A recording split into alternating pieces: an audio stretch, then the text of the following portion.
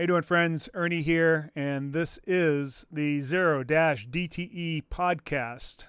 Also a live stream on YouTube. I don't know why, but I have an itchy nose. Does that mean I'm going to get into a fight? Yep, itchy nose.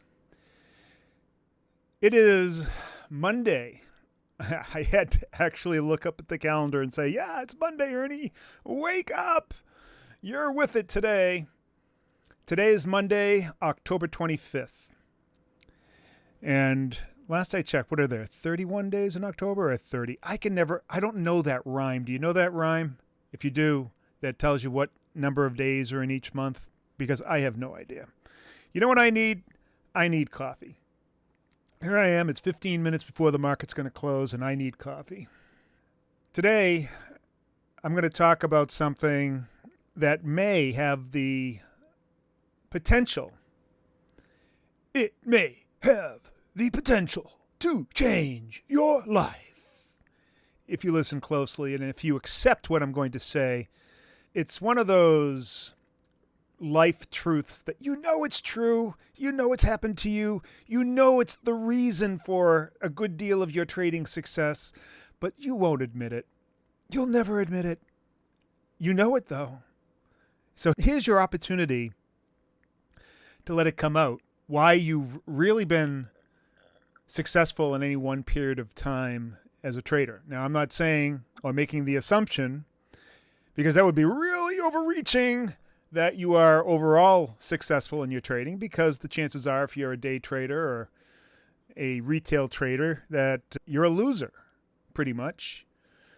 But you might have gotten lucky this year or the year before on maybe one or two trades that you put on.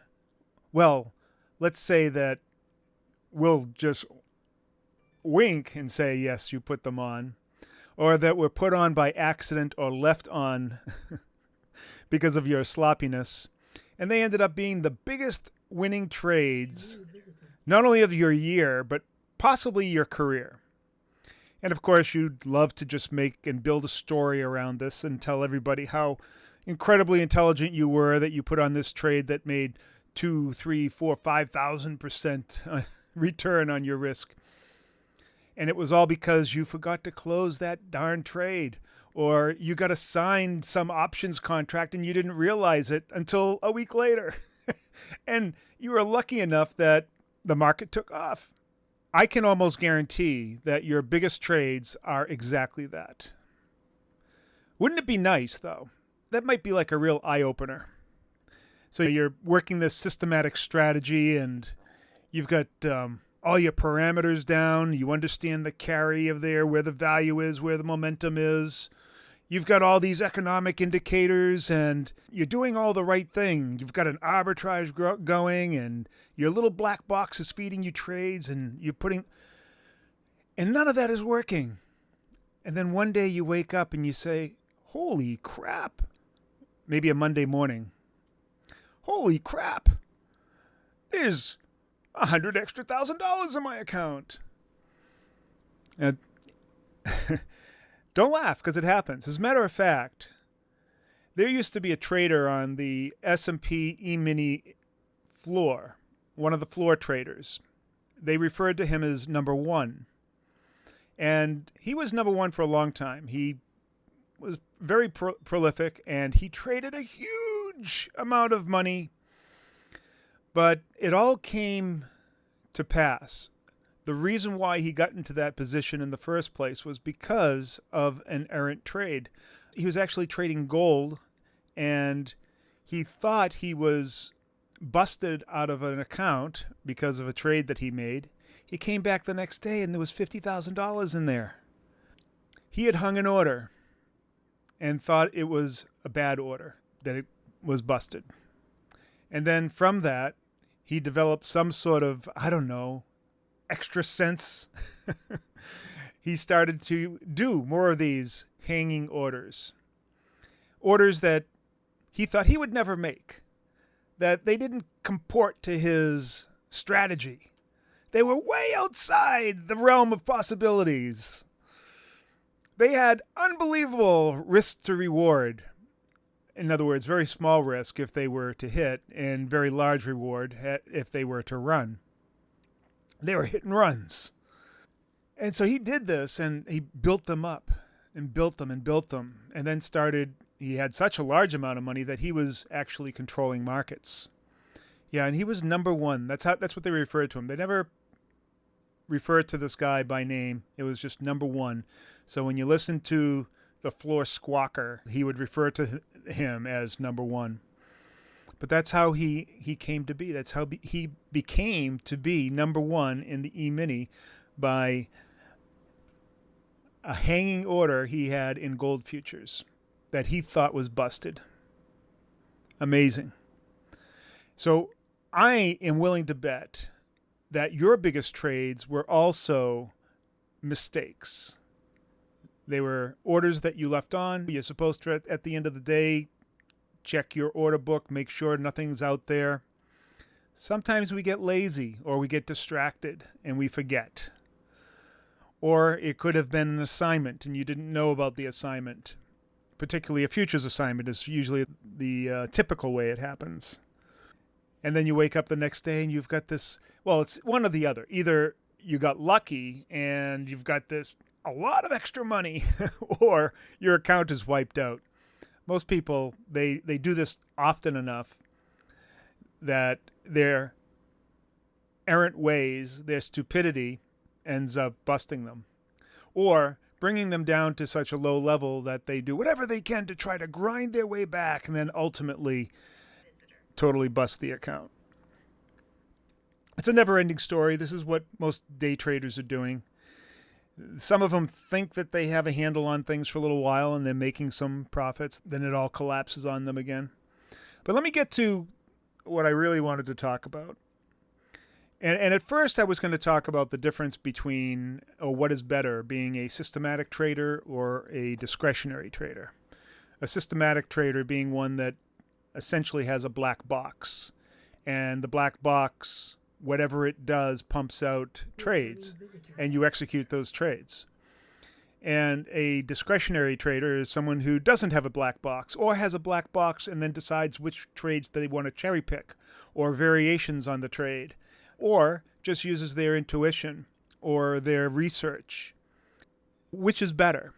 So that was what I was going to talk about. But let me just say that most data shows, believe it or not, that the discretionary trader over the long term, and when you look at prop trading firms that have both discretionary and systematic traders, you will find that the discretionary trader tends to outperform the systematic trader. And you might think, but how can this be? All that research and calculation and computing. How can a person beat the computers? You have to go back and remember that it was people that programmed the computers to trade that way in the first place. And for the most part, they're trying to use algorithms or technical analysis that have no business being put into an algorithm. But they think it does because they did the back testing and they did the forward walking. They did the Monte Carlo tests. And it still loses. And then every once in a while, they also will make an error, either a programming error or the discretionary trader will hang a trade by accident. And after a while, there will be a certain number of people that will recognize that and admit to themselves and admit to others that the trade that actually made them money that year was a mistake. It was a hanging order. I keep on saying hanging order. What is a hanging order? A hanging order is one that you don't notice because it is so far outside of the realm of possibilities. You never would have looked there. You never would have said, oh, I got this trade on and it's 100 handles below the market price. I would have never put that trade on. I didn't even know it was there. And then the next day, the market crashes or drops suddenly 104 points and triggers the order. And then a little V bottom happens, comes right back up, and you're sitting there with 100 handles of profit. Yep. Happens a lot. It happens so much that I can say that almost every trader, if you've been in the business long enough, this has happened to you. And these have, in fact, been your best trades. They have. I know it. I know it for a fact. I've seen it 1,000 times. Of course, most people won't ever consider that could be a viable strategy. A viable strategy. Got the hiccups. A viable strategy.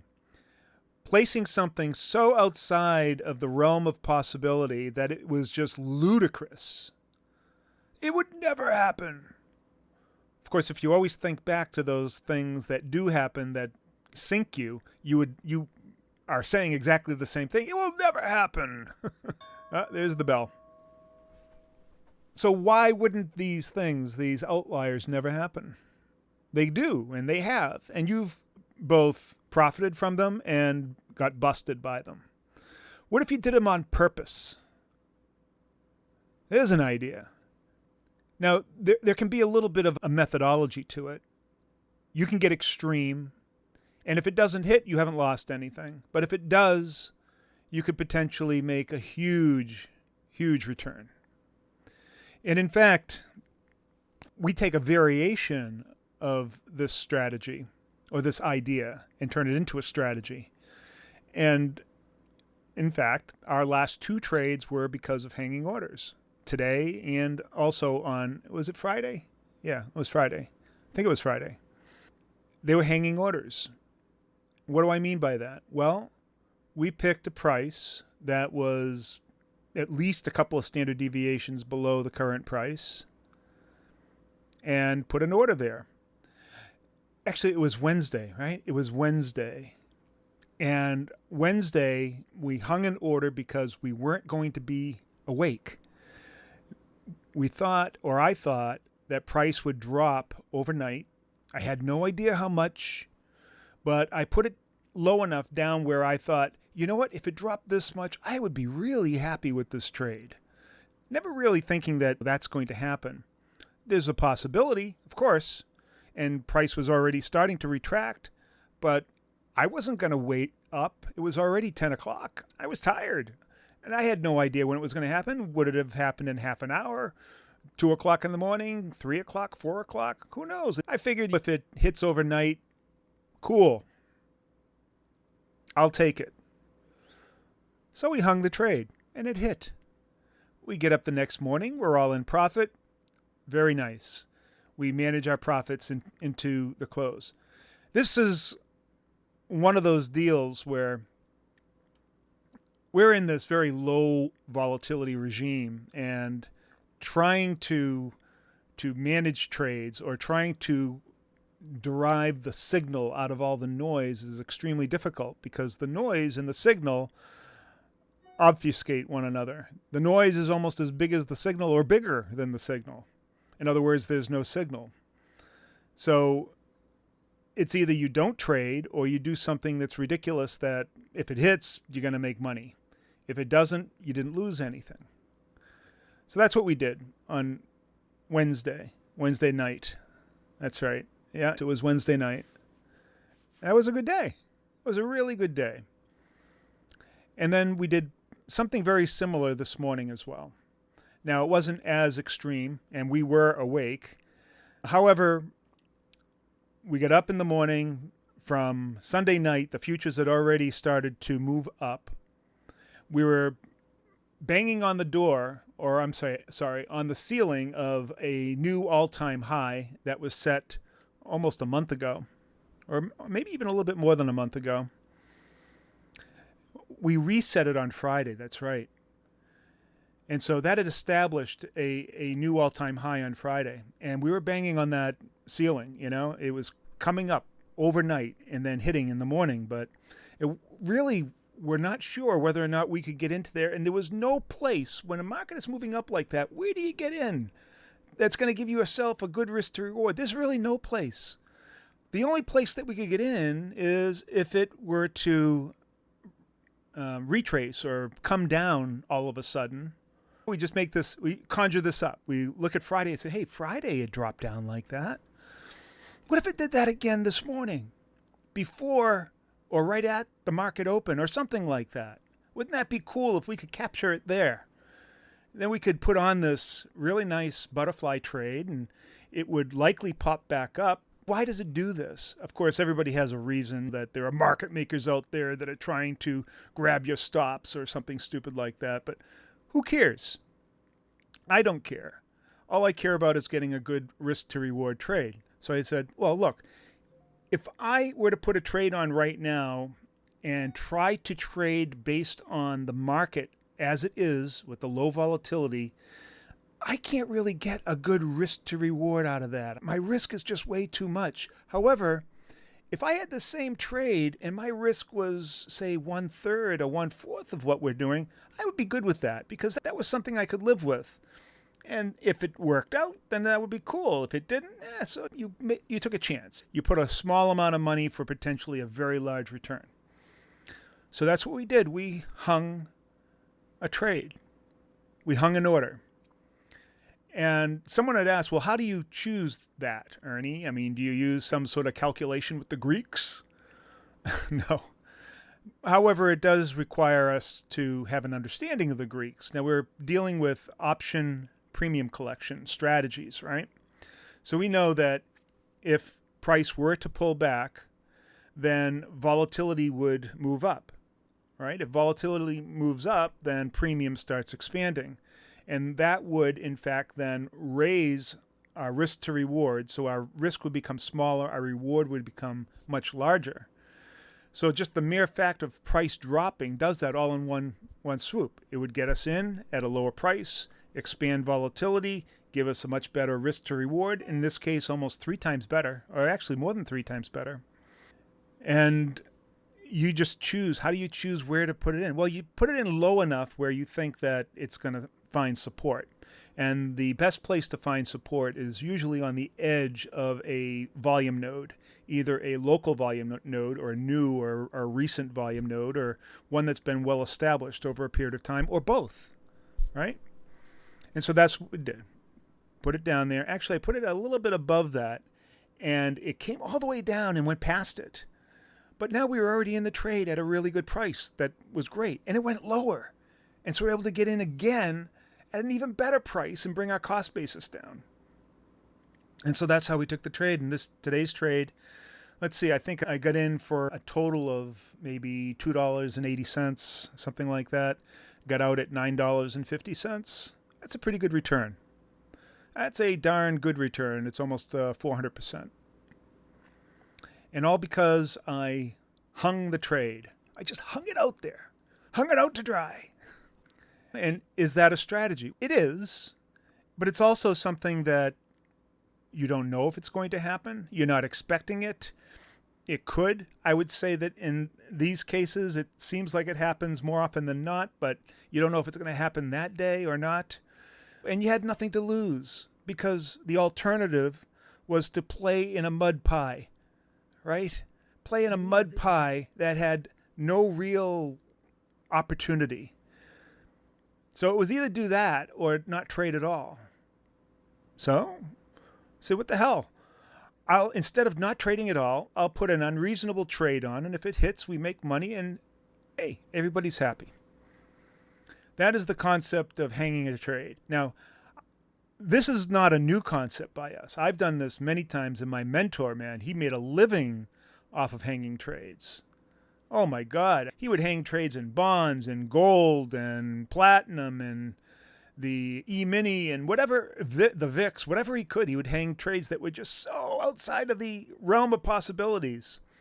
And when they hit, it was like free money. And those were his best trades, rather than the grinding trades that you would do on a daily basis, thinking that you're smarter than the market. So that's what a hanging trade is. Now, again, you can put some theory or sense or swag, what I call a scientific wild ass guess swag, and put it someplace where you think there is a possibility. And like I said, the bottom of a volume node or the middle of a volume well, what some people call a low value node, are very good places to put it. Put it 2-3 standard deviations down below the current price. That might be another good place. Whatever you think is unreasonable. Do the unreasonable. The unreasonable is what usually works. Because, as I said earlier, it seems that the unreasonable is what has been historically your best trades. I know that for a fact. It's the truth with just about everybody.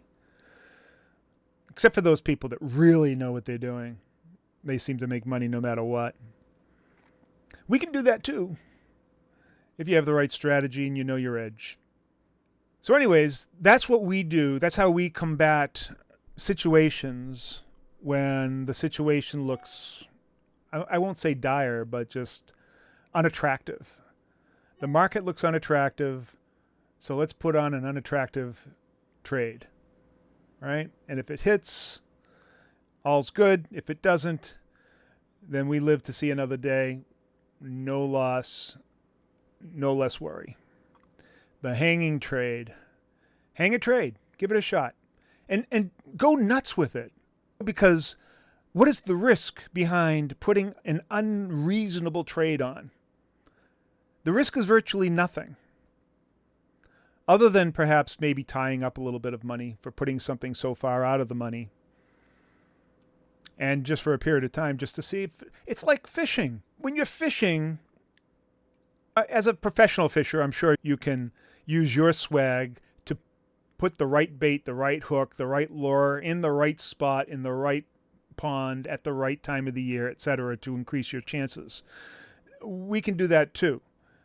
But ultimately, you're putting a worm on a hook and you're throwing it in there, hoping that by chance some big-ass bass is going to come by and see it, smell it, and then eat it. So that's what we do. We fish for trades by hanging trades. Let's see. Got a question. Mike says, Ernie, from a portfolio perspective, do you solely trade asymmetrically or do you do a blend of grinding the market and asymmetry? We never grind the market, that's for sure, ever.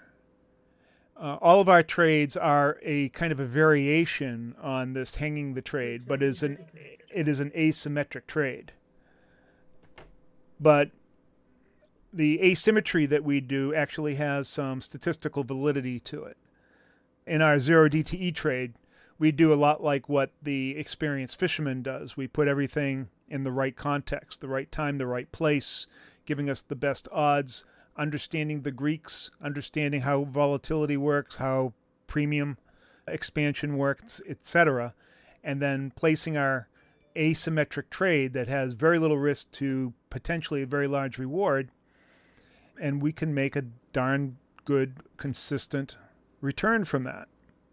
But sometimes the market, I gotta turn this thing off, the market is unreasonable, and no matter what you do, you can't find that perfect fishing hole. So what you have to do is you have to find that deep, deep fishing hole that nobody wants to fish. And so you just throw something down into the big, deep, the big crevasse, and hopefully something will find your worm. That's pretty much it.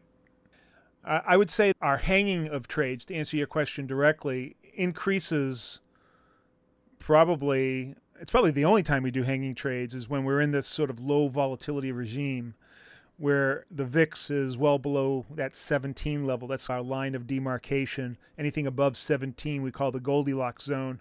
When it's below 17, we have to be much more creative and hope for at least some short-term volatility or some kind of anomaly. The Fed does something that upsets the markets that we can grab a hold of or whatever.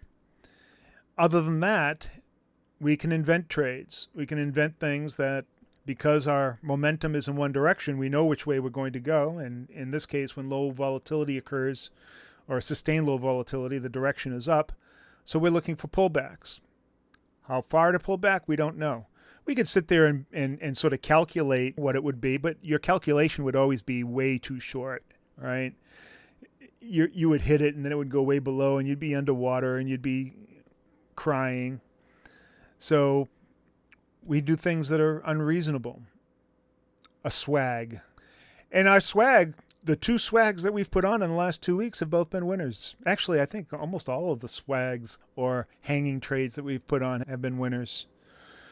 It seems to be something other than a low probability trade. Yep, well, that's it. Sounds crazy, I know. But what do you care if it works? That's all I've got to say. So anyways, of course, this isn't our whole strategy. Our whole strategy is much, much more than that.